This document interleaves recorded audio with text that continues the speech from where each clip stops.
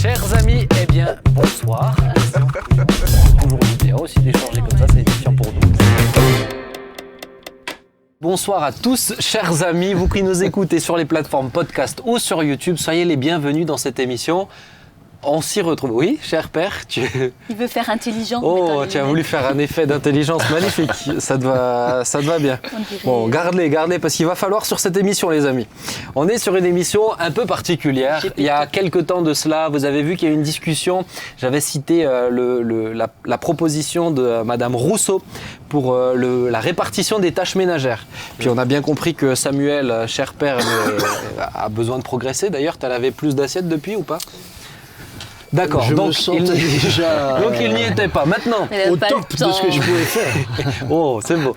Maintenant, on a forcément, ça a amené sur un autre sujet bien plus large, un sujet que je voulais aborder. Et puis, ben voilà, le moment est venu d'aborder la question du féminisme et du masculinisme. Alors, je vais revenir dessus tout à l'heure, mais je sais déjà, bien aimé, que dans les commentaires, ça va très vite sur ces sujets.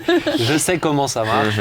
Donc, j'ai pris, là vous allez dire oui mais il n'y a qu'une femme déjà, écoutez je vais tout de suite vous dire aussi une chose, si vous ne voyez plus Johanna dans la saison 2, c'est simplement parce qu'elle ne pouvait plus dans la saison 2, mais vous la reverrez, je vous rassure, ce n'est pas juste parce que nous avons besoin d'un quota que nous avons mis Nathalie, c'est pas pour ça, mais c'est sûr que sur ce sujet-là c'est intéressant de t'entendre. Une femme vaut 3 hommes.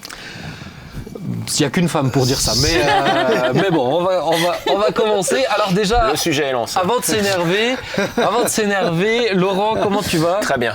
C'est bien ? Très bien. Point. Tu es aiguisé comme Jean-Marie. En général, Jean-Marie, je ne sais pas si tu as remarqué, c'est toujours très bien. Tout va très bien. Et Nathalie, tu vas bien ? Très très bien. Bon, tu es en forme pour le sujet ? Oui. Bon, on est prête. Et papa ?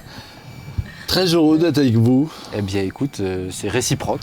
Bonheur partagé. C'est bien, c'est bien. Alors, on va commencer avec une petite introduction quand même, parce que de quoi on parle quand on parle de féminisme, quand on parle de masculinisme. Aujourd'hui, les mots sont utilisés pour dire énormément de choses, donc je vais juste essayer de donner un petit cadre. Je vais vous donner une citation d'une historienne, et puis ensuite, qui va aller un petit peu plus loin. C'est Bibia Pavard qui définit, je trouvais la définition assez proche. Donc, définit le féminisme comme un ensemble de mouvements et d'idées philosophiques qui partagent un but commun, définir, promouvoir et atteindre l'égalité politique, économique, culturelle, sociale et juridique entre les femmes et les hommes. Et puis, elle ira plus loin en disant que la métaphore marine s'est désormais imposée pour distinguer une première vague féministe se déployant du 19e siècle aux années 1930 autour de la question des droits civils et civiques, d'une deuxième vague émergeant dans les années 1960, davantage centrée sur une lutte des femmes contre le patriarcat et pour les libertés. Cette métaphore a été réactivée alors que l'on parle depuis les années 1990 d'une troisième vague et même plus récemment d'une quatrième vague depuis les années 2010 qui serait portée par l'activisme en ligne. Donc ça c'est pour le féminisme, donc cette défense aussi philosophique et d'égalité entre les hommes et les femmes. Et le masculinisme, alors c'est peut-être quelque chose qu'on entend moins, en tout cas on en discutait un petit peu avant en off, moi je l'avais forcément, si je vous le propose, c'est que je l'avais déjà entendu, et on parle de masculinisme ou d'antiféminisme. Mais en gros, c'est une réaction. Le mot masculinisme est de plus en plus employé en français pour désigner le mouvement social conservateur ou réactionnaire qui prétend que les hommes souffrent d'une crise identitaire parce que les femmes en général et les tous ne t'étouffe pas. Et les féministes en particulier dominent la société et les institutions ou deviennent de plus en plus écrasants ou écrasantes puisque des hommes sont féministes aussi. Voilà, ça c'est pour l'introduction. Est-ce qu'au niveau des définitions, vous aviez envie de dire quelque chose ? On est bon ? Oui. On est sur la même longueur d'onde ? On est sur la même base. Quand on parle de féminisme, de masculinisme, oui. On est bon ? Ok. Alors on va commencer avec un premier point et Laurent, vous connaissez le principe de l'émission sans invité. Je donne une problématique ou une question à un des chroniqueurs et puis il doit se triturer la cervelle pour dégager une petite réflexion. Et puis on part de ta réflexion pour arrondir les angles. Alors Laurent, première question, je me suis posé la question suivante. Devons-nous accepter les différences de fonction à cause des différences physiologiques ?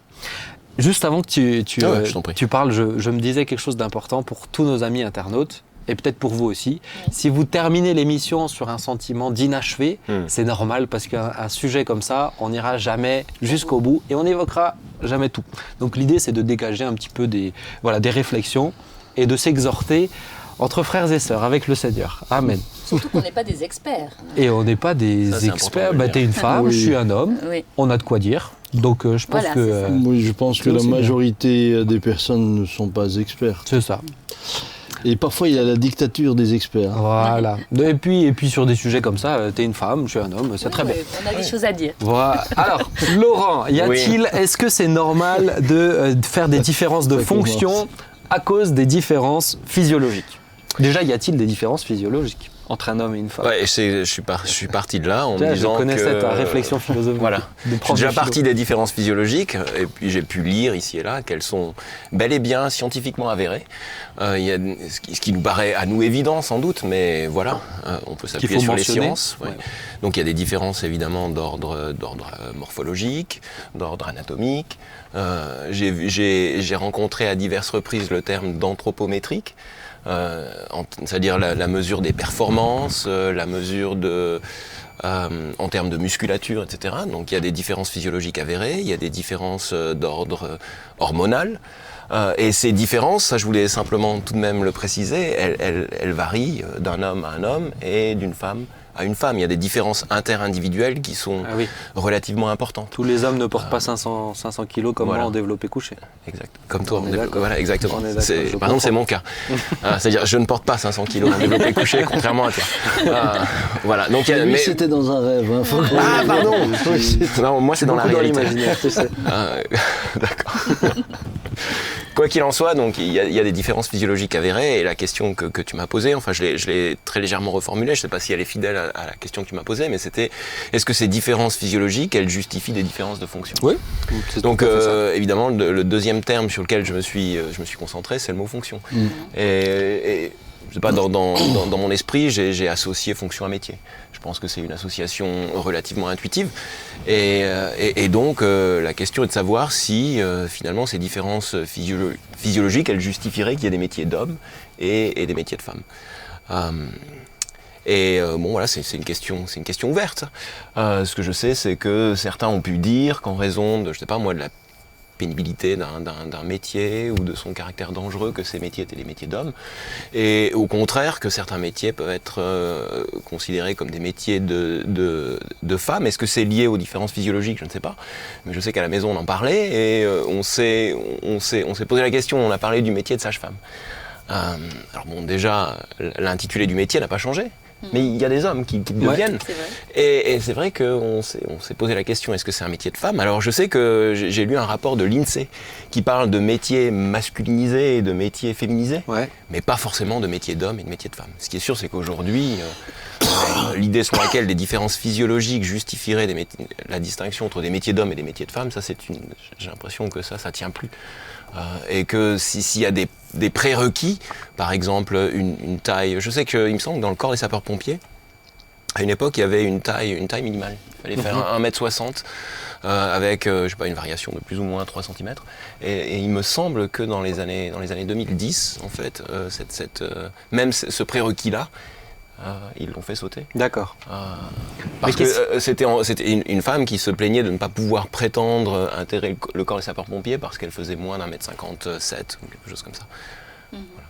Est-ce que sur tout ce qui est du travail où il y a beaucoup de pénibilité, etc., est-ce qu'il faut faire une distinction? Alors je dis pas est-ce qu'il faut, mais qu'est-ce que vous en pensez? Est-ce que moi je sais que par exemple, une petite anecdote, je connais un homme qui travaille dans un métier où il y a des aspects qui peuvent être pénibles, qui demandent un point assez physique, et dans son équipe il y a une femme. Et quand il doit faire équipe avec elle, il me dit mais personne ne veut travailler avec elle. Pourquoi? Pas parce qu'elle est inintéressante, c'est juste parce qu'on sait qu'on fait 2 fois plus quand elle est là, parce que sur l'aspect physique, c'est juste, ça suit pas en fait, ça tient pas la route. Donc voilà, qu'est-ce que vous en pensez? Après, ils ont peut-être pas Arnold Schwarzenegger féminin avec eux dans l'équipe, quoi. Moi, je pense quand même qu'il faut redéfinir. Est-ce que nous parlons de cas d'exception? Puisque, évidemment, comme tu l'as dit, il y a des différenciations même entre hommes. Certains hommes ne pourraient pas faire certains métiers pénibles. Mais dans l'ensemble, une majorité d'hommes peuvent quand même faire des métiers plutôt pénibles. Ce qui n'est pas forcément le cas chez les dames. On ne peut pas dire qu'une majorité de dames peut faire des métiers pénibles, mais certaines dames pourraient les faire. Alors, je pense qu'il faut déjà faire est-ce qu'on parle juste de spécificité ou de gens spécifiques, ou est-ce qu'on parle de l'ensemble que nous reconnaissons que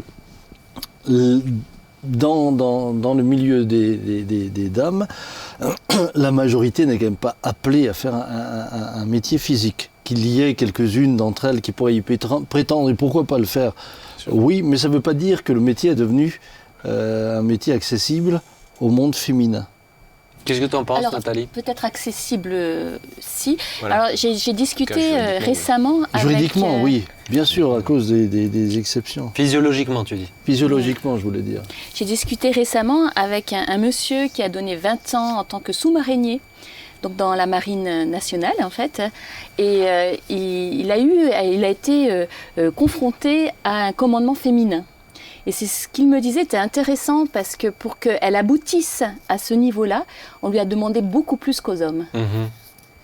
Et au final, c'était une très bonne commandante, pas comme on peut dire, parce qu'elle avait des atouts qu'en général les commandants hommes n'avaient pas forcément. Donc une prise de conscience encore plus grande peut-être de la cohésion de l'équipe, en fait. Ah là, c'est intéressant, parce que là, on ne parle pas de métier lié à la pénibilité ou à la dimension. Il m'expliquait que être sous-marinier, c'est quand même pénible. Non, mais elle est commandante. Je parle, oui. Là, ses points forts, ça va être sa capacité à commander. Donc là, est-ce que... et c'est vrai que dans l'armée, on a tendance plutôt... ou c'est en train d'évoluer, mais on a tendance... C'était quand même très masculinisé. Qu'est-ce que, par exemple, dans des fonctions comme celle-ci, des fonctions de direction, de commandement, de choses comme ça, de leadership, est-ce qu'il faut faire une distinction? Est-ce que, alors, on ne va pas dire, parce que là, on va tomber dans un stéréotype, c'est réservé aux hommes, mais est-ce que sur le principe, il faut est-ce que sur le principe, c'est plus les hommes qui vont avoir cette force-là ou pas? Pour moi, non. Pour moi, non, parce que, là, je vais même mentionner la Bible, hein, quand on parle de la femme vertueuse qui était faite comme une chef d'entreprise, ou on parle de Lydie, marchande de pourpre, je pense que ce sont des femmes avec un caractère d'entrepreneuse, des femmes qui sont à la tête, au final. Et à partir du moment où tu développes des capacités, un savoir, Jean-Marie l'a dit tout récemment que le savoir, c'est devoir. À un moment donné, tu prends tes fonctions parce que tu as... appris cette fonction-là parce que tu as des capacités pour. Je pense à capacité égale, voilà, la femme, c'est logique qu'elle soit aussi à ces postes-là pour moi. Alors moi je lisais quelque chose d'intéressant et j'aimerais avoir votre avis dessus. C'est qu'aujourd'hui dans tout ce qui est des sciences, déjà il faut savoir que sur les études supérieures il y a plus de femmes que d'hommes. Et de plus en plus, et on continue à tendre vers ça. Maintenant, il faut savoir que les femmes qui font des longues carrières, il y en a pas beaucoup. Il n'y a pas beaucoup de femmes qui font des longues carrières parce qu'ensuite il y a ce besoin de maternité, de choses comme ça, la famille. Donc elles s'arrêtent très tôt. Et l'approche de l'auteur que je trouvais assez intéressante disait quand vous avez quelque chose, pour les hommes, quand vous avez quelque chose qui est réservé, ou plutôt qui est très féminin, qui est réservé au monde féminin, en général, les hommes ne vont pas vraiment dedans, sauf quelques cas exceptionnels, etc. On peut parler par exemple des sages-femmes, il n'y a pas une majorité d'hommes qui vont dedans, mais pourquoi? Parce que c'est aussi très féminin, et très féminisé plutôt, je vais dire ça, c'est plutôt très féminisé. Donc tout ce qui est des pratiques qui sont... faites et régies plutôt par des femmes, vécues par des femmes, les hommes n'y vont pas trop. Et ce qu'il disait était assez intéressant, il disait mais maintenant comme dans tout ce qui est des sciences sociales notamment, c'est particulièrement les sciences sociales, c'est moins les sciences pures, les études supérieures c'est les femmes qui y vont, on voit de moins en moins d'hommes qui vont dedans. Et donc la tendance s'inverse complètement. Et c'est que les sciences sociales sont de plus en plus mises de côté. Et là, c'est particulièrement, c'est un auteur qui vient qui est outre-Atlantique, mais qui qui dit mais du coup forcément les hommes y vont de moins en moins. Et on a un deuxième problème, c'est que comme ces femmes qui vont dans ces branches-là s'arrêtent très tôt, on manque de personnes. Ah oui. Donc je voulais avoir votre point de vue aussi là-dessus. Alors, on parlait aussi des fonctions comme la cuisine en général à la maison. Alors maintenant, c'est de plus en plus, peut-être les hommes font aussi de plus en plus la cuisine, oui. mais pendant tout un temps, c'était la femme qui était vouée à la cuisine. Aujourd'hui, les grands chefs de cuisine, c'est quand même beaucoup d'hommes aussi. Ouais. Mais c'était toujours. C'était plutôt des hommes, les grands chefs. Ouais, c'est encore le cas aujourd'hui. C'est intéressant de remarquer ça, je trouve. Maintenant, c'est vrai qu'en tant que femme, je considère qu'il y a quand même des limites, effectivement, et il y a aujourd'hui peut-être une ouverture plus grande vis-à-vis de ces limites. Mais... Vas-y, essaie d'expliciter. Je vois, alors je sais que là derrière, il y a une femme qui coupe du bois très bien, les pour pas la nommer. Mais moi, j'avoue mes limites à ce niveau-là. Il y a Guy, chez moi, il coupe le bois, il a les capacités musculaires pour ça. Moi, je ne les ai pas. Donc, je pense que globalement, on voit plus d'hommes couper le bois que des femmes. Mais comme regardez une entreprise de maçonnerie, j'ai vu très peu de maçons femmes, parce que c'est un métier extrêmement pénible. Vous savez, entre faire de la maçonnerie une fois ou pendant 15 jours et en vivre, c'est sûr.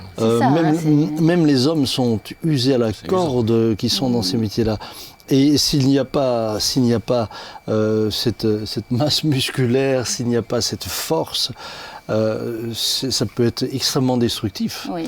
Mais je reviens juste parce que sur ma question, où c'était pas tant sur le physique là ce que j'essaie d'aborder, que sur la notion de on a tous notre alors si vous entendez un petit bip, ne vous inquiétez pas, la bombe ne va pas exploser, on l'a désactivée.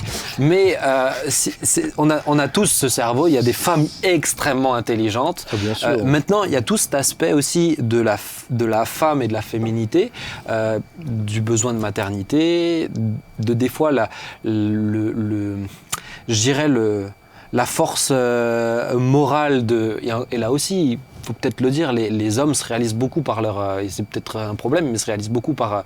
ils prouvent en fait. C'est de la compétition. L'homme est très, très compétiteur. Donc il prouve et il va plus loin dans tout ce qui est carrière, etc. Là où la femme l'est moins, dans des études sup, il faut se battre comme ça. Donc est-ce que ça fait partie aussi des choses où on parle, c'est des différences, on peut parler des différences aussi psychiques, des différences... est-ce que c'est juste culturel? Est-ce que... Je ne suis pas convaincu. Il y a les atouts de la femme et les atouts de l'homme. C'est évident qu'au niveau psychique, nous sommes aussi bâtis différemment. Ceci dit, pour revenir à ce que tu disais tout à l'heure, moi je crois justement que c'est appauvrissant pour l'humanité tout entière de sortir chacun de ce qu'il a reçu naturellement. La maternité et le besoin de maternité de la femme est quelque chose d'extrêmement précieux, mais d'extrêmement précieux pour toute la société. Pour la civilisation. Moi j'ai vu lorsque Dominique était enceinte, elle avait une relation au bébé, alors évidemment puisqu'elle le portait, mais même lorsqu'il naissait, il y avait une affection, une douceur que moi, en tant qu'homme, j'avais pas. Moi, ma relation à mes enfants a plutôt évolué en fonction de leur croissance. Et quand ils étaient bébés, je dois dire que naturellement, je les aimais, c'était mes enfants. Mais la relation était plus limitée.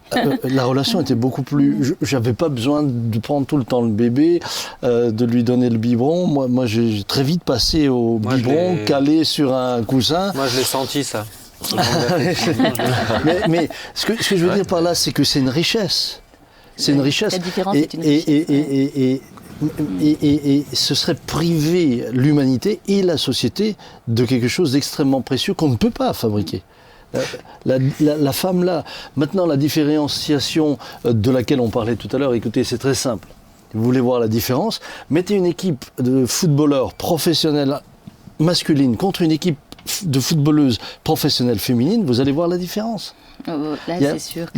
Malgré le fait que vous avez des professionnels dans les deux côtés, il y a une différence physiologique évidente. Ce qui n'enlève rien à l'égalité homme-femme.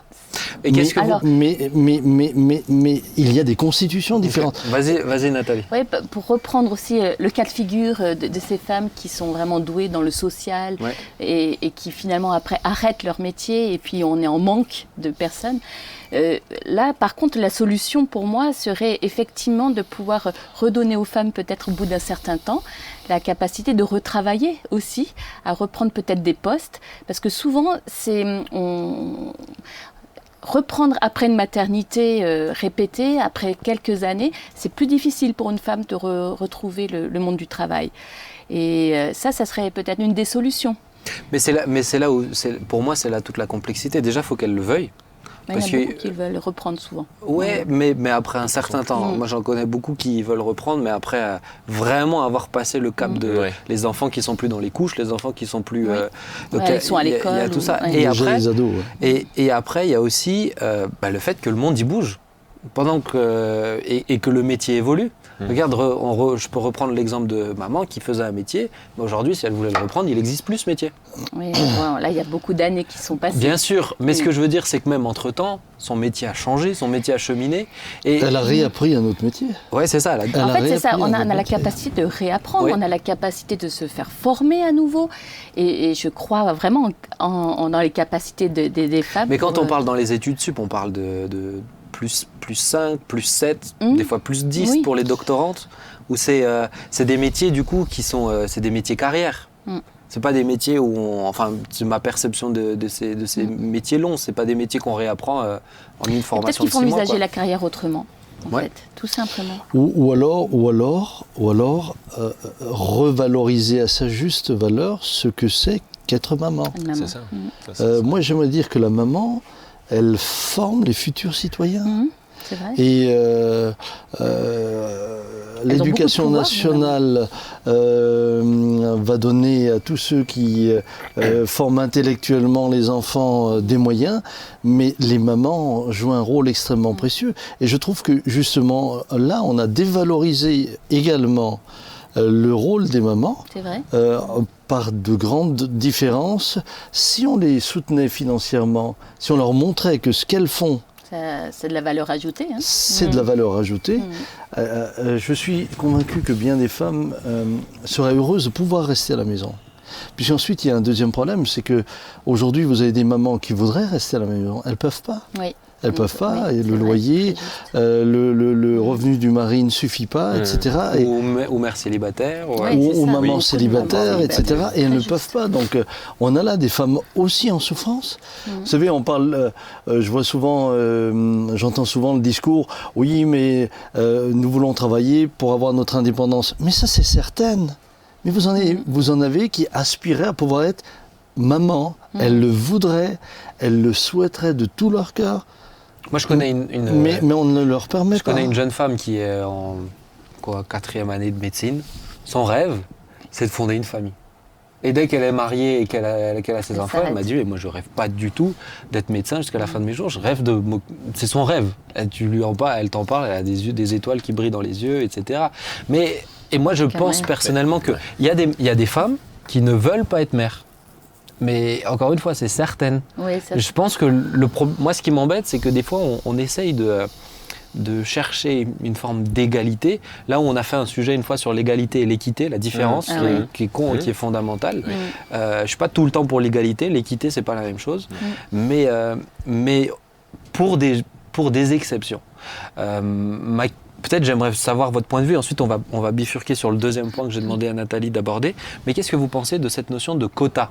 Vous savez, un peu ce qui est souvent évoqué. Alors maintenant, il faut un quota de femmes, comme un quota de personnes de couleur ou d'handicapés, ou un quota de femmes dans les entreprises, un quota de femmes dans le gouvernement actuellement, on en parle. Qu'est-ce que vous pensez de tout ça ? Laurent ? C'est ce qu'on appelle la discrimination positive.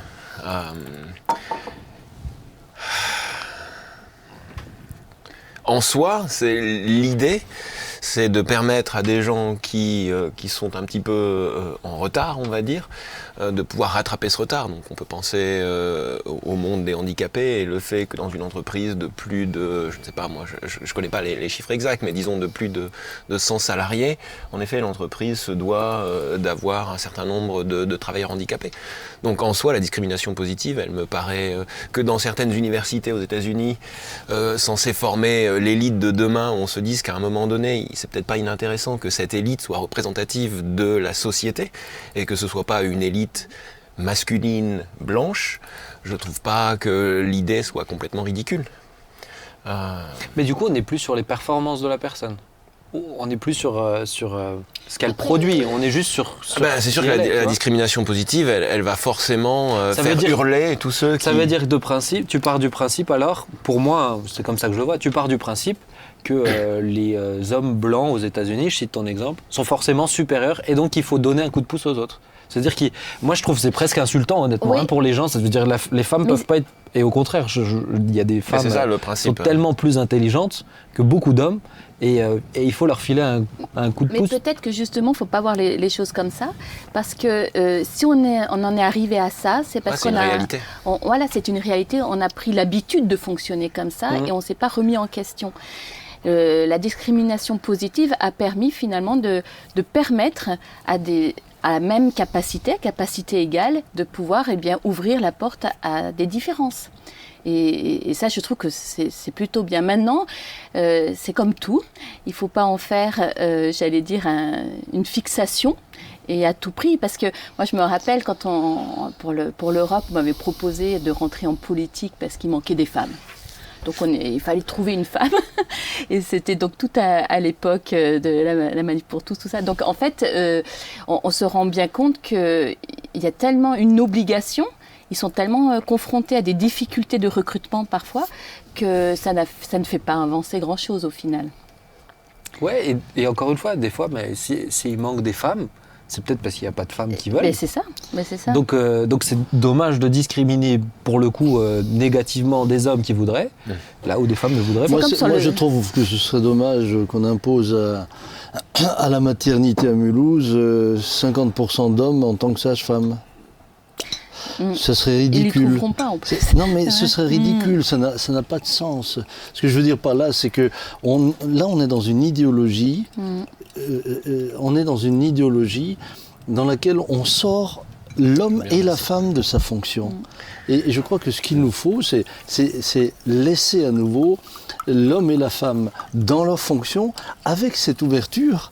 Oui, c'est possible, qu'une femme soit maçon. Oui, c'est possible qu'un homme soit sage-femme. On leur demande souvent plus, d'ailleurs. Et il n'y a pas de problème à cela. Moi, je me suis retrouvé dernièrement dans des obsèques et j'avais dans le service des pompes funèbres une dame qui faisait partie de l'équipe qui descendait le cercueil. Mais la pauvre, d'abord, elle a souffert. Je lui ai même proposé de la remplacer.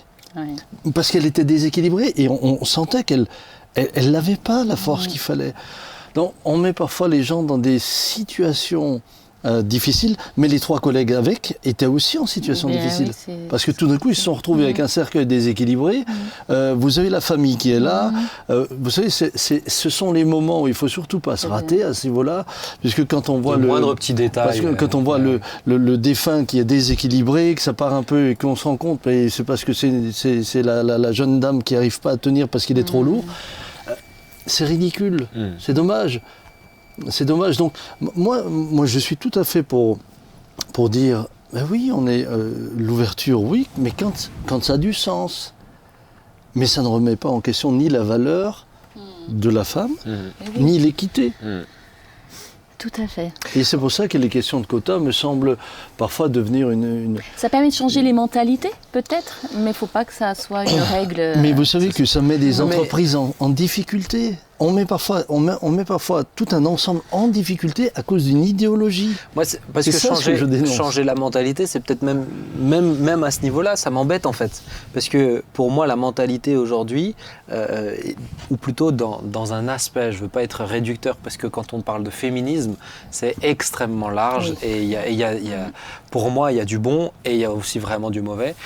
Mais là-dedans, pour moi, il y a des choses où je ne pense pas, en fait, honnêtement, que c'est juste pour changer les mentalités. Je pense que c'est vraiment pour mettre quelque chose, une idéologie en place. Et cette idéologie, moi, je m'y retrouve, retrouve pas du tout. Et pour discuter quand même souvent de ce sujet avec plusieurs dames, il n'y a pas toutes les femmes qui se retrouvent là-dedans. J'aimerais quand même avancer parce que le temps passe. Mais vous voyez comment c'est intéressant comme sujet. Mais Nathalie, je t'ai demandé de réfléchir à la question, mais quels sont les bénéfices et également les côtés négatifs, les dangers de vivre et d'être gouverné dans une idéologie. Allez, imaginons une idéologie où c'est le féminisme qui dirige ou c'est le masculinisme qui dirige. Quels seraient les risques, les bénéfices, les dangers? Oui. Alors, le premier bénéfice, on va commencer par le bénéfice. Ouais, c'est bien. On va commencer par ce qui est bien. Nathalie. C'est très féminin. Le bénéfice que ça a apporté, alors je parle du féminisme parce que je me sens forcément concernée. Hein. Quand on a parlé du féminisme au tout début, c'était à l'époque des suffragettes. Donc là, on repense à toute la période du droit électoral ouvert aux femmes. Moi, je me suis dit, est-ce qu'à cette époque-là, c'est difficile de répondre à cette question, est-ce que j'aurais fait partie des suffragettes? Je pense que oui, dans mon caractère.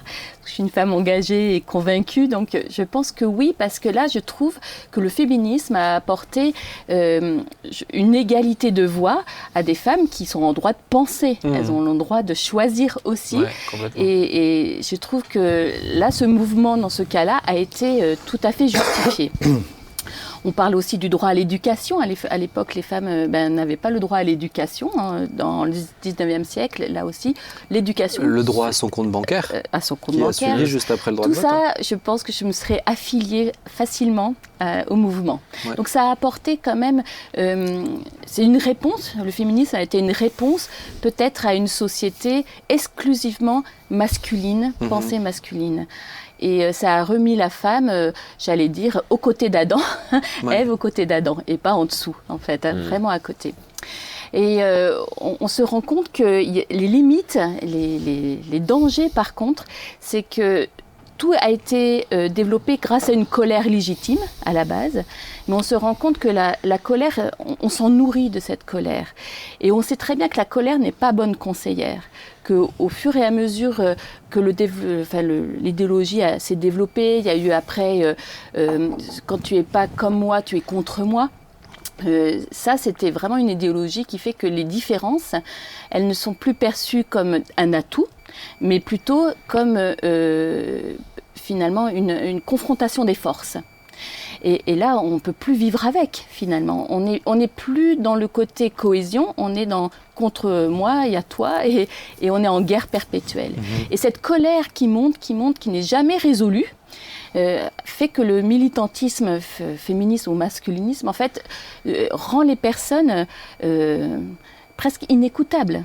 On ne peut pas se mettre autour d'une table avec quelqu'un qui est constamment dans la revendication. Oui. C'est très compliqué de trouver des compromis. Et même le mot compromis, ça fait tirer les cheveux sur la tête. C'est déjà, voilà. On fait un pas en arrière. Oui, c'est ça.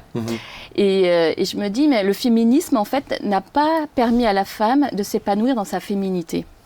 Parce que lorsque moi, par exemple, je compare féminisme et féminité. Là, moi, ce que j'aime dans la féminité, c'est que Dieu nous a accordé des particularités qui ne sont pas propres à l'homme. Dans la Bible, on parle de délicatesse. La femme est plus délicate. On parle de la douceur de la femme. Et je trouve que par rapport à Ève, par rapport à Adam, là, elle a apporté quelque chose de plus. Et dans le féminisme, on a l'impression qu'on est contre l'homme, mais aussi on veut être comme l'homme. Et au fur et à mesure, pour moi, la douceur chez une femme, aujourd'hui, on le remarque, par exemple. encore récemment, hier, il y a eu des ouvriers à la maison. Puis ils m'ont dit « Oh là là, qu'est-ce que vous êtes douce, vous avez une voix douce. » Je dis « Ah ben ça vous étonne ?» Ben, écoutez, c'est pas si fréquent. Et je me dis, mais c'est dommage, la douceur, ça fait même partie d'une facette du fruit de l'esprit. Oui. Et c'est une force, la douceur, en réalité. Mais si tu prends, par exemple, les pays nordiques, qui sont vraiment en avance, même sur nous, sur toutes ces questions, notamment sur la question égalitaire, où il y a des écoles... en fait, souvent dans le féminisme ou dans le masculinisme, mais on l'entend quand même plus dans le féminisme, c'est que c'est aspects que tu traduis, la douceur, etc., ce n'est pas inné à la personne, ça fait partie de son éducation. Ouais. Et notamment dans les écoles des pays nordiques, toutes ces choses-là, ils ont cherché à ne pas les transmettre uniquement aux filles. Moi, j'ai vu une école, par exemple, un reportage sur une école où les garçons devaient apprendre à se dire qu'ils s'aiment, à se faire des câlins, etc. Ils avaient des cours. Larmes. Les filles devaient apprendre à faire des sports forts, etc. Mais on se rend compte qu'à un plus haut niveau, on revient au même résultat. C'est que les garçons sont compétiteurs et que les filles ont plus tendance. Donc, on ne peut pas gommer chasser le naturel, il revient au galop. On ne peut pas gommer ça, c'est impossible. Et alors moi, je peux même parler de ma conversion parce que, alors moi, je ne suis pas devenue maman. Et justement, quand je me suis convertie, il y a eu une grande différence. Qu'avant, je me suis dit, ça aurait été bien que je sois un homme. J'aurais pu, parce que je suis assez aventurière dans mon caractère. Toi, tu avais une entreprise aussi, si je me trompe. Oui, pendant 5 ans seulement. Mais sinon. Oui, mais ça montre aussi qu'il y a des. Oui, je suis assez. Voilà, je suis anti-entrepreneuse. Enfin, j'aime l'aventure, j'y vais, quoi. J'y vais. Et je me suis dit, si j'avais été un homme, il y a quand même plus de facilité qui me serait été offerte, beaucoup plus de choses peut-être et tout. Et quand je me suis convertie, ça c'est vraiment merveilleux à vraiment témoigner, c'est que je suis devenue en fait pleinement femme et épanouie. Et j'étais pas encore mariée, hein. Je suis mariée à 40 ans. Et je me suis dit, mais c'est merveilleux d'être une femme. Et Dieu m'a réhabilitée dans ce sentiment de la richesse d'être une femme, de cette complémentarité dans des équipes, parce que moi je travaillais avec un binôme qui était un homme, donc justement, on était hyper complémentaires. Et bien, j'étais donc dans la visite médicale pendant de longues années, et on était dans un des meilleurs secteurs en fait. Et je me dis, mais c'est une force extraordinaire. Ouais. Et d'accepter nos différences comme une richesse, en fait, c'est là où on peut aller vraiment très loin. Ouais. Bah c'est intéressant, je trouve, cette approche aussi ça remet de l'équilibre aussi, je pense, dans le discours, dans ces discours qui peuvent être extrêmes. Une femme qui est réconciliée avec sa féminité, ou à l'inverse, un homme qui n'a pas besoin de prouver, en fait, tout simplement. Il est bien dans ses baskets, avec qui il est.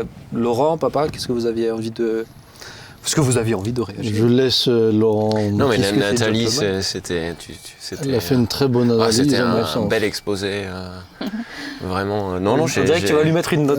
Mais une excellente note, franchement. Magnifique. Un bel exposé. C'était... Moi aussi, non, mais je trouve que ta réflexion est très enrichissante. Très enrichissante. La preuve. Mais je pense que c'est... Souvent, j'ai entendu l'aspect, si je prends le mouvement féministe, l'égalité des femmes envers les hommes, mais concrètement dans les faits, ce qu'on va plus avoir tendance à retrouver, c'est un écrasement des hommes. Et c'est peut-être ça, moi, ce que je verrais en danger, dans la part masculine. Oui, c'est le danger de cette idéologie. C'est pas avec, c'est contre. C'est ça. Voilà. Mais c'est l'écrasement aujourd'hui. On en avait parlé dans l'émission justement sur l'égalité des tâches ménagères, etc. Mais en disant le danger de toujours tendre vers une égalité. C'est l'égalitarisme. C'est ça. On va inventer un mot, mais... Tu citais le mari de Madame Rousseau qu'elle était fière de dire que c'est un homme déconstruit. Déconstruit. Moi, j'ai trouvé ça terrible. Donc, pour exister, je dois déconstruire l'autre. Mais si je le déconstruis, c'est que lui. Il n'est plus ce qu'il doit être. Mais justement, ce que j'allais dire, c'est que, et ce que tu disais, Ben, avant, en parlant de la Scandinavie, d'abord, ça m'a fait penser à cette formule de Simone de Beauvoir, tu sais, on ne naît pas femme, on le devient. Et l'idée, moi, je suis pas fin connaisseur, hein, mais l'idée qui est un petit peu sous-jacente à cette 3e, 4e vague dont tu parlais tout à l'heure du féminisme, c'est que le féminin et le masculin, en fait, ce sont des constructions. Tu parlais de déconstruction. Ce sont des constructions sociales. social. Alors que nous, et ce que tu disais Nathalie tout à l'heure, et ce que tu disais Sam en parlant chasser le naturel, il revient au galop, c'est que on en revient à l'idée de nature. Est-ce que tout n'est que construction? Est-ce que finalement, ou est-ce que le féminin et le masculin nous renvoient à notre nature d'homme au sens générique du terme. Et dans cette nature d'homme et de femme, il y a des variations individuelles dont on parlait et qui sont tout à fait essentielles et qui font qu'en effet une femme aspire à faire un métier qui au demeurant est un métier d'homme et qui font que toutes les femmes ne sont pas également douces et que la douceur n'est pas une qualité exclusivement féminine non plus. Si c'est un fruit de l'esprit, c'est aussi ce fruit de l'esprit. Bon d'abord c'est un fruit, c'est aussi finalement le fruit que porte celui qui vit parce que l'esprit habite en lui, homme ou femme. Donc voilà ce que j'ajouterais, c'est que je pense que là l'erreur elle tient au fait qu'on réduit le féminin et le masculin à quelque chose je pense qu'il y a quand même une notion d'acquis. Une notion sur le plan biblique. Je sais pas si je me suis... Ah non, c'était très bien. C'était génial. Clair, ouais. C'était très bien. Toi, tu doutes de toi-même. C'était très bien ce que tu dis, Laurent. Non, Laurent, tu sais, le doute. Non, vraiment. Mais sur l'aspect biblique, je trouve, on le voit que c'est quelque chose d'acquis, d'inné. Il y a vraiment une différence homme-femme aussi dans les réactions, etc., dans le comportement, dans ce qu'ils ont reçu. Je trouve intéressant aussi peut-être de le mentionner dans cette émission, quand Adam et Ève pêchent. Adam, lui, c'est sur la pénibilité de son travail qu'il doit payer, et Ève, c'est sur sa qualité de mère qu'elle doit payer. Là où nous, on essaye de vraiment couper ça et enlever ça, bibliquement, dès le départ, l'homme, Dieu met l'emphase sur le côté travail, et la femme, Dieu met l'emphase sur le côté maternité. Mais c'est la problématique qu'on rencontre aujourd'hui, c'est que pour revenir à ce que tu disais, dans cette volonté de dresser l'homme contre la femme, on arrive jusqu'à remettre en question le genre. C'est ça. En laissant croire qu'on peut niveler tout. Puisqu'on ne naît pas femme, on le devient. Puis c'est qu'une question de construction. Puisque c'est qu'une question de construction, on peut aussi, au niveau physique, changer les choses, ce qui est une erreur monumentale et fondamentale. Mais plus que ça, ça mène aussi de la part de notre société aujourd'hui une espèce de révolte contre le christianisme, parce qu'on dirait que c'est cette histoire d'Adam et d'Ève, c'est cette histoire de Bible, cette histoire de culture chrétienne qui a emmené ces valeurs, et donc si... Le patriarcat vient des religions monothéistes. Le patriarcat vient des religions monothéistes. Si on bazarde tout ça, enfin... Chacun s'épanouira. Et c'est pour ça que moi alors que enfin ce sera l'apocalypse. C'est pour ça que moi ça c'est vraiment mon point de vue pour le coup, pour vraiment réfléchir à cette question, avoir beaucoup réfléchi. J'ai dû l'aborder chez les jeunes parce que c'est quelque chose qu'on retrouve. Et j'aimerais bien juste après ce que je vais dire avoir ton avis à l'école. Mais le féminisme et ses extrêmes idéologiques, pour moi, sont profondément anti-chrétiens. Quand je reprends et que je vois le fruit que ça donne, l'origine même, ils sont profondément anti-chrétiens parce qu'ils remettent en question, ils luttent contre nous ce qu'on croit vient de Dieu, mais pour eux, ce n'est juste qu'une construction basée sur des fables humaines qui ont permis de donner un socle commun à une humanité, une civilisation qui a besoin de se construire. Mais comme le machisme est anti-chrétien. Mais bien sûr. Le machisme est mais c'est pour ça que j'ai cité le masculinisme. Mais patriarcat ne signifie pas machisme. Non. Pas du tout. C'est protection. Patriarcat, c'est protection. Et c'est là où ça serait intéressant presque de refaire un sujet juste sur le patriarcat, puisque je vois que le temps passe. Mais avant de partir sur la dernière problématique, Laurent, je voulais savoir, à l'école, comment tu sens justement un peu le côté féministe, masculinisme? Est-ce que tu le retrouves ou pas du tout en salle de classe comment tu sens un peu les choses au lycée? Non, enfin, moi, je n'ai pas le sentiment... que les filles soient particulièrement féministes, que les garçons soient masculinistes ou féministes.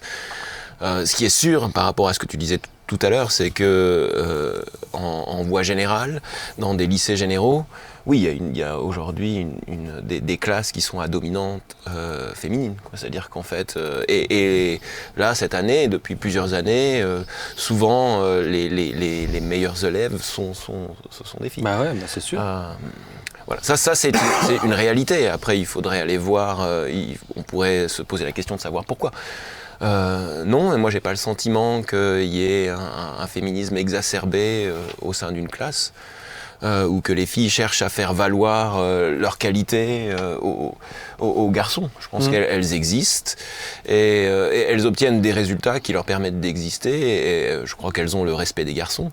Après, ça ne veut pas dire qu'il n'y a pas de conflits, mais c'est des conflits interindividuels ou des conflits entre groupes, mais qui ne sont pas forcément liés au sexe. Donc non, j'ai pas le sentiment qu'il y ait... C'est super intéressant, parce que moi, pour le coup... Après, je peux me tromper, mais en tout cas, c'est ma vision des choses en tant que... Moi, je trouve ça hyper intéressant. Ouais. Parce que moi, pour le coup, à l'extérieur, je le sens de plus en plus. Vraiment de plus en plus. Ça m'intéresse à fond, là, ce que tu es en train de dire. Mais moi, je pense que, comme beaucoup de choses, si nous débattons de tout ça, c'est parce que c'est une minorité qui l'impose à une majorité, et qui en a donné le sentiment d'un problème général. Et c'est souvent le cas. On est souvent en train de se battre avec des débats qui naissent parmi une minorité. Mais une minorité qui va l'imposer ensuite dans le débat intellectuel, qui va être très militante et qui ensuite va donner le sentiment que c'est l'ensemble de la société qui est concernée. Je pense qu'il y a beaucoup de femmes qui aspirent à être femmes. Il y a beaucoup d'hommes qui aspirent juste à être hommes, et il y a beaucoup d'hommes et de femmes qui aspirent juste à se respecter les uns les autres. Maintenant, c'est sûr qu'on est reconnaissant pour celles qui se sont battues pour le droit de vote pour les femmes. Ah ben, mais ça, il y a des injustices qui... Voilà, là, on est face à de l'injustice. Ouais. Mais un manque d'équité, un manque de reconnaissance. Tout ce qu'on est en train d'évoquer. Comme j'ai l'impression qu'on est encore en face d'une profonde injustice quant à la reconnaissance du rôle des mamans. Moi, je crois que, justement, entre guillemets, le féminisme devrait pousser à reconnaître la valeur du rôle d'une maman, ce qu'elle fait de précieux et ce que ça représente pour toute la société. On n'est pas là-dedans. On est dans la concurrence homme-femme. On est dans ce que tu as brillamment développé, Nathalie. Oh, merci. Vraiment. On va bifurquer sur la troisième question, qui est un petit peu différente, mais je pense qu'il va nous donner un complément. Alors, papa, je t'ai posé une question. Toi, je vais mettre mes lunettes. Ah oui, c'est le moment. C'est le bon moment. Gepetto. C'est bon. À ton tour. Alors, c'est la seule chose qui me donne un air intellectuel. Alors, la question que je voulais te poser, puisque forcément nous c'est ce qui nous intéresse aussi, je rappelle qu'on essaye toujours de répondre sur ces questions, ces discussions avec un point de vue de chrétien et aussi biblique. Ma question, papa, c'était: est-ce que Jésus était féministe? Alors, c'est sûr que ta question m'a occupé. Regarde, t'as vu comment il met là? Il met ses lunettes tout en bas. Je sais même pas pourquoi tu les mets en bas, parce que tu le vois. Mais moi, j'aimerais dire quelque chose, c'est que, tu sais, il m'est arrivé quelque chose, c'est qu'en méditant ou en réfléchissant sur ton sujet, j'ai été ému. J'ai été ému surtout eu égard à Christ et à son attitude envers les femmes. Jésus a rendu leur lettre de noblesse aux femmes. Vraiment. Jésus a rendu leur lettre de noblesse. Et je ne sais pas si je peux employer cette image, mais je vais peut-être l'utiliser. En redressant cette femme courbée depuis 18 ans, que Satan tenait courbée comme ça, en la guérissant, Jésus a relevé la femme dans une société qui était machiste, profondément dédaigneuse. Lorsque vous lisez certains, toi tu es mieux placé que moi, mais ce que disaient certains philosophes grecs sur la femme, ou lorsqu'on lit certains écrits rabbiniques sur les femmes, c'est juste... tous les matins, et prier Dieu, je te bénisse que je sois un homme. Ouais. Mais c'est juste intolérable. Enfin, quand j'ai lu certaines choses qu'avaient dites Platon et d'autres, c'est horrible parce que on avait enlevé à la femme ce que Dieu lui avait donné. Et là, Jésus vient, et pour moi, la guérison de cette femme qui était courbée par Satan, c'était vraiment le rendre à la femme sa place, ce qu'elle était. Alors, il y a bien sûr beaucoup de choses à dire, puisque lorsque je vois par exemple l'attitude que Jésus a avec sa propre maman, Oui. D'abord un profond respect, et là il était pleinement dans ce que la loi lui disait, d'honorer son père, sa mère. Mais c'est très fort lorsqu'elle viendra aux noces de Cana. Elle vient aux noces de Cana et elle lui parle de ce problème de vin. Et il lui dit, mais femme, mon heure n'est pas venue, c'est pas le moment où je dois entre encore... toi et moi, ouais. Qu'y a-t-il entre toi et moi? Je dois pas encore me révéler dans ce que je suis, puisque ce miracle, c'est quand même le premier. Ceci dit, regardez Marie, elle est incroyable. Elle s'arrête pas en essayant de contrôler Jésus, elle rentre pas dans ce genre de... Elle dit juste au serviteur, comme un acte de foi, faites ce qu'il vous dira. C'est comme si elle savait, il va agir. Et c'est ce qui s'est passé. Lorsque je vois Jésus face à la femme adultère, il va se dresser entre elle et ceux qui voulaient la détruire, mais comme un rempart. Je dirais, personne n'aurait pu trouver une défense un avocat meilleur que Christ à ce moment-là. Et en sortant de là, d'abord il dénonce plusieurs choses. Il dénonce la perversité des hommes qui avaient finalement piégé cette femme et qui n'avaient qu'un but, c'est de l'utiliser comme un objet servant leurs intérêts. Mais l'homme puisqu'un adultère, ça se commet rarement seul, l'homme, lui, n'était pas là. Ah oui. Et là, qui est-ce que Jésus va blâmer? C'est les hommes. Et il va les remettre à leur place. Et puis, là où je trouve que Christ est absolument extraordinaire, c'est quand il parle du divorce. Là, tout d'un coup, il bouleverse des siècles de pratiques. Et il rappelle qu'un homme ne peut pas se séparer de sa femme par convenance. Il rappelle l'homme à son devoir. Il rappelle l'homme à son devoir quant à la femme, à son devoir de protection, à son devoir à sa responsabilité, puisque à l'époque, on pouvait divorcer pour tout et n'importe quoi. Il suffisait d'adresser une lettre. Et le pouvoir n'était que du côté de l'homme. Et là où il dit clairement que Dieu ne le voulait pas, c'est à cause de la dureté de leur cœur qu'il y a dû avoir cette autorisation de divorce dans certains cas. Mais il dit c'est à cause de la dureté de votre cœur. C'était vraiment... Mais Jésus va à un tel point où il rétablit tellement la femme que les disciples, eux, qui ont grandi dans cette éducation, dans cette culture, disent, mais attendez, si c'est comme ça, alors il ne faut pas se marier. Parce que tout d'un coup, la femme n'est plus mon esclave, n'est plus un objet. Tout d'un coup, la femme est mon vis-à-vis. Et je dirais que c'est ce que Jésus a fait. Jésus n'était pas féministe. J'aimerais vous rappeler que Jésus est Dieu fait homme. Jésus était là lorsque l'homme a été créé. Mais il a été là aussi lorsque la femme a été créée. Et jamais la femme n'a été créée pour être inférieure à l'homme. La femme a été créée pour être son vis-à-vis. C'est ça. Son vis-à-vis, son miroir. D'ailleurs, et c'est ça ce qui est beau dans le mariage, il est dit, et ils deviendront une seule chair. Il n'est pas dit que l'homme apporte 75% et la femme 25%. Une seule chair. Donc, c'est l'un et l'autre qui forment chacun les 50% qui font le tout. Et quand tu regardes ça, tu dis...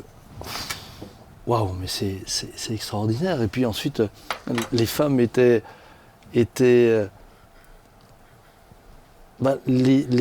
celles qui ont accompagné Christ pendant tout son ministère. Elles étaient avec lui. Elles ont été les premières à voir. Elles ont été les dernières à la croix. Elles ont été les dernières à la croix. Et regardez à quel point, vous savez, souvent on oublie ça, mais regardez, Jésus, sur la croix, un de ses derniers soucis, c'est de confier sa mère à Jean.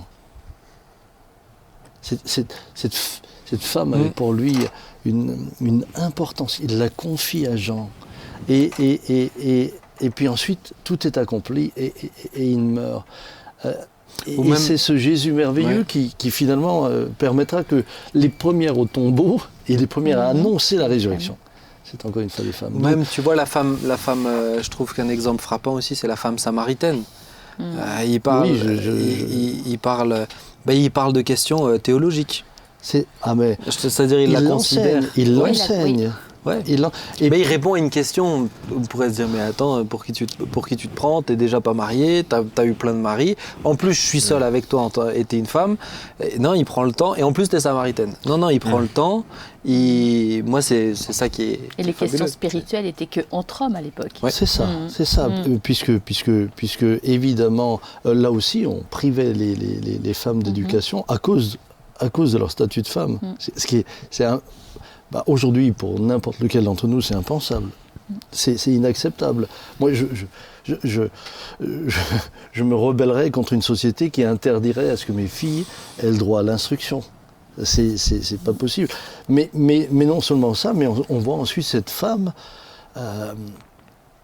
touchée par Christ. L'est-elle que par sa révélation? Moi, je ne le crois pas. Elle l'est par son attitude, par le respect qu'il lui a témoigné. Retourner dans son village et dire, j'ai rencontré un homme, mais qui finalement m'a dit tout ce que j'ai fait, j'ai rencontré l'homme. Est-ce que, parce que du coup tu citais, mais Jésus n'était pas féministe, il a redonné à sa femme la place qu'elle devait avoir, alors que c'était dans une société machiste, mais est-ce que, alors je vais peut-être choquer ou surprendre, c'est pas du tout mon but, mais essayer de comprendre un petit peu, parce que on parlait d'un féminisme qui essaye d'écraser l'homme, ou je dirais plutôt de mettre le focus pour la femme sur toutes les qualités masculines, en oubliant ce qu'elle a reçu elle aussi. Mais est-ce que le machisme et le féminisme sont pas deux antagonistes d'un même objectif, c'est-à-dire d'enlever à la femme ce qu'elle avait reçu à la base, et finalement ils atteignent le même but, c'est qu'elle oublie qui elle est et qui Dieu a fait d'elle. Exact, oui, d'accord avec ça, oui. En tout cas, l'aspect extrême du féminisme, parce que je suis complètement d'accord de dire que la lutte du droit de vote, mais tout cet aspect idéologique, on oublie que la femme, elle a reçu plein de belles qualités, elle n'a pas besoin d'essayer de prouver sur d'autres points aussi. Et pour juste continuer dans ce que tu dis, pour moi, l'étape suivante, c'est de nous ramener à ce qui est depuis le commencement, c'est une révolte contre Dieu. Oui, c'est ça. C'est un refus d'être ce que Dieu a fait de nous. Moi, j'aimerais dire que autant que les hommes ont besoin de cette femme accomplie, de cette femme heureuse, de cette femme vertueuse, de cette femme de proverbe. Les hommes ont besoin d'un vis-à-vis. Oui. Les hommes ont besoin d'un vis-à-vis. Dans les couples où très souvent il y a un déséquilibre, c'est quand la femme n'est pas le vis-à-vis de l'homme. Oui. Et bizarrement, certains hommes ont empêché la femme d'être leur vis-à-vis en la dévalorisant totalement, et ensuite ils l'ont trompée avec quelqu'un qui leur rendait ce qu'ils cherchaient, ce vis-à-vis. Et là aussi, c'est tout le paradoxe. Et là aussi, on s'est rendu compte après différentes études qu'un homme qui exerce beaucoup l'autorité, etc., va souvent rechercher une femme qui a de l'autorité en termes de vis-à-vis. Et c'est intéressant de se rendre compte qu'en niveau de ce qu'ils sont ou de force de caractère, etc., ils vont chercher une femme de caractère. Oui. Et c'est là où moi je trouve que c'est merveilleux, c'est qu'il y a de la complémentarité, mais dans plein de niveaux en fait. Si l'homme a énormément de caractère, regarde, je vais prendre un exemple, mais ma sœur Sarah, elle est connue, elle est très connue pour ceux qui la connaissent, pour un fort caractère. Mais elle a en face d'elle, un homme de caractère, et les deux ensemble forment un couple qui est magnifique. Ils ont eu besoin de se raccorder pendant un bon temps, mais une fois que ça s'est bien taillé ensemble... Parce que Dieu est au milieu de leur vie. C'est ça. Et c'est là où elle se dira pleinement femme, et il se dira pleinement homme, mais ils ne seront pas à essayer d'écraser l'un ou l'autre, mais au contraire. De l'autre. Non, au contraire. Mais je pense que c'est vrai partout. Chacun est heureux d'avoir l'autre. Chacun est heureux d'avoir l'autre.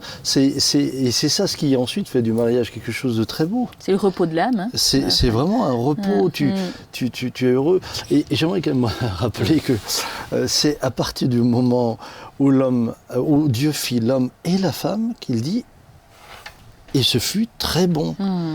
Chaque jour de la création, il dit et ce fut bon, et ce fut bon. Quand il crée l'homme et la femme, et ce fut très bon. Et ce très bon est vrai pour l'homme, et ce très bon est vrai absolument pour la femme. Et c'est pour ça que, en prenant un peu le temps, et c'est sûr que si la question m'avait pas été posée, je ne serais peut-être pas autant retourné voir comment Jésus a... Je suis content de te l'avoir posée. Oui, eh ben, je te remercie de me l'avoir posée. Elle m'a fait du bien. Peut-être une future prédication. En tout cas, elle m'a fait personnellement du bien. Et elle m'a fait aussi continuer à réfléchir et à cheminer. Les amis, le temps, ça fait 1 heure qu'on discute sur ce sujet, mais c'est un sujet extrêmement intéressant. Comme dit, on aurait pu aborder plein d'autres angles encore. Mais j'aimerais encourager chacun, puisque moi, c'est souvent comme ça que je commence dans ce genre de réflexion. Il n'y a rien de neutre. Tout est forcément à une influence spirituelle. Et on a terminé avec ça, on est vite allé dessus. Il y a tout le temps une influence spirituelle dans ce qui est véhiculé. Et j'encourage chacun à se poser la question, je parle de l'idéologie, je ne parle pas d'un fait précis, d'une situation précise, mais d'une idéologie, qu'elle soit machiste, qu'elle soit féministe, etc. Est-ce que ces choses viennent de Dieu ? Est-ce qu'elles viennent de Dieu ou est-ce qu'elles tendent à nous rapprocher de Dieu, à ce que Dieu a voulu, ou est-ce qu'elles nous éloignent ? Et ça nous aide à trouver des éléments de réponse dans l'approche. En tout cas, moi, personnellement, ça m'a fait beaucoup de bien, cette discussion aussi. Et je pense que quand on discute comme ça, sous cet angle aussi spirituel, ça nous met forcément beaucoup de points où on est en accord et où on peut cheminer. Maintenant, j'espère ne pas avoir... si on vous a choqué dans le bon sens, j'en suis ravi, plutôt, j'ai envie de le dire comme ça. Maintenant, ne vous méprenez pas, on n'est pas des anti-femmes, vous le voyez, on a Nathalie avec nous. Et puis, on n'est pas des... Je pense que des fois, on a eu... C'est peut-être ça qui souvent nous a causé un petit peu de problème, c'est qu'on a fait des blagues qui étaient... des fois, on n'a pas été toujours... Mais je m'inclus dedans parce que je me suis calmé, mais tu t'es calmé aussi. C'est-à-dire que moi, quand je dis « Seigneur Jésus, je veux te ressembler », évidemment, avec le modèle que je viens, mais où c'était, je viens de décrire.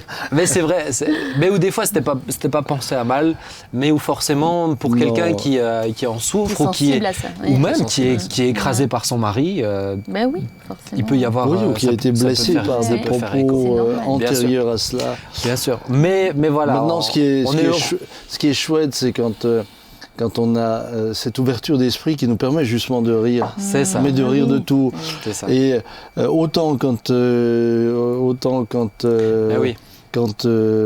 Nathalie peut en rire encore. Plaisanter. Non, aussi sur les hommes que nous sommes et que nous en rions.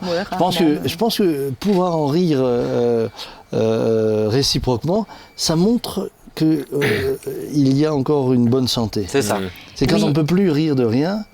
Mais c'est sûr que de le faire du haut d'une estrade avec des milliers de personnes qui nous ont écoutés, on n'est pas sûr que tout le monde peut comprendre la blague. Et puis surtout, c'est que moi, je vous fréquente et je connais votre cœur.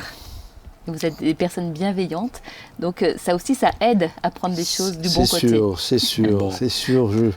Je dois reconnaître, je fais mon mea culpa que parfois, évidemment, il ne s'agit pas de faire rire au détriment de quelqu'un.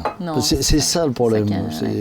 Mais ça, c'est vrai dans tous les cas. Ça me semblait bien de pouvoir le préciser en fin d'émission comme ça, parce que je pense que des fois, on a eu cette image-là, c'est vraiment pas notre cœur. Je pense que c'était plus de la maladresse qu'autre chose. Mais on niche on progresse.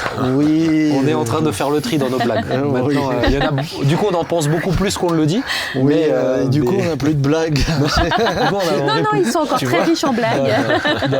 Bon voilà, chers amis, en tout cas on espère que ça vous a fait du bien cette émission.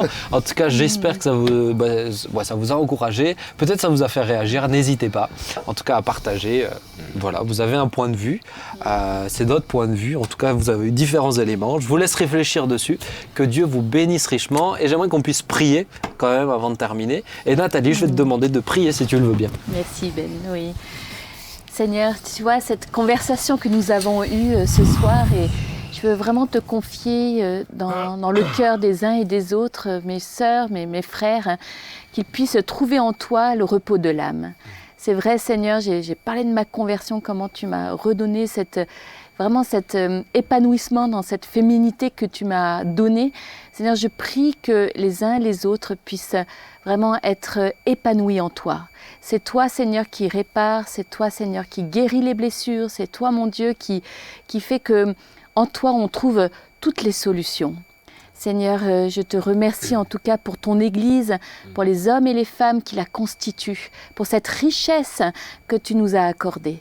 Seigneur, je prie pour toutes les églises en francophonie, pour que, on le sait, il y a beaucoup de femmes dans les églises, et je prie aussi, Seigneur, pour que les hommes puissent te rencontrer et avoir ce souci de pouvoir œuvrer pour toi. Seigneur, béni sois-tu et bénis chacun d'entre nous ce soir. Amen. Amen. Amen. Amen. Merci à vous sur Internet, sur les plateformes podcast. Je vous rappelle, vous pouvez écouter ça. Merci pour vos réflexions enrichissantes. Je vous rappelle, vous verrez, c'est interminable. Avec vous, c'est pas une femme qui me coupe. Là, c'est vraiment. Donc ça, c'est très masculin. J'étais en train de dire au revoir aux gens. N'oubliez pas, sur toutes les plateformes podcast, vous pouvez s'y écouter.